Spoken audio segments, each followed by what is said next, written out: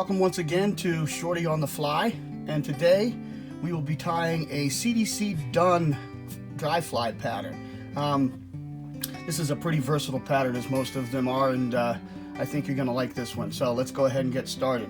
For my materials today, for a hook, I've got a size 12 dry fly hook in the vise. I'm going to be using gray 6/0 Danville thread. For a tail, I'm using moose body hair. For my abdomen, I'm going to be using turkey biots in Adams gray. And for my wing material, I'm going to be using dun colored CDC. And for the thorax, I'm going to be using SLF prison dubbing in a tan color. Okay, so let's go ahead and get started. We got the standard dry fly hook. The brand is your choice. And we're going to go ahead and get the thread started on the hook in the usual fashion. And I'm going to run the thread all the way back to the bend of the hook, trimming off the waist as we go. And I want to go all the way back to the bend right there. And I have snipped off about 5 moose body hairs. I've already got them in the stacker to save time. So I'm going to take those out and measure to form a tail that's about the length of the shank of the hook. Transfer that and tie it in. Now, I'm not using a pinch wrap. I take one collecting wrap and then another one to carry the material to the top of the hook.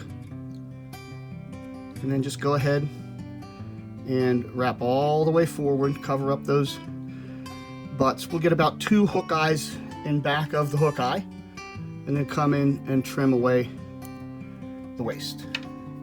Now we're going to run our thread back to the tie-in point for the tail, and that's where we're going to tie in our turkey biot. Now when you remove the biot from the stem, you have can go a couple different ways with this. I have this translucent side facing forward on the hook, and that will give me a slightly ribbed raised edge that gives me a nice segmented look on this. If you turn it around the other way, it'll be flat, and that's a way you can go with it as well. But I'm just going to tie it in by the tip and then run my thread up to the point where the wings are going to be. And I'm going to go ahead and get this started with my fingers.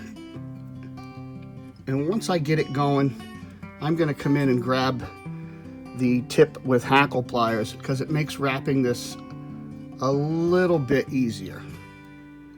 Okay, just take touching wraps right up the hook, and you can see that nice segmentation that's forming as we go.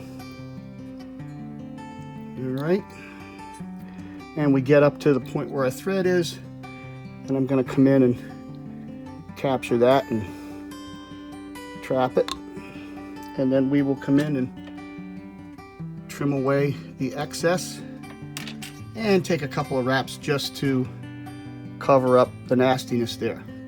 Now we're going to select 2 CDC feathers, and you want to try to get them roughly the same size so that when you tie in it works. It's going to look kind of like this, and we want to even up the back edge, those tips, okay, so that everything is nice and even.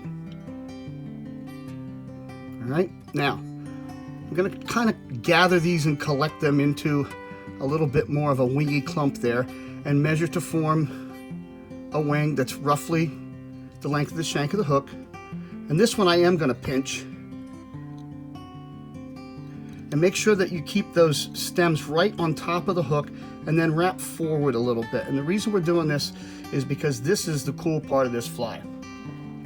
At this point, I've left the stems on, and I'm going to pull one to the side and wrap back over it, and then do the same one with the near side of the hook.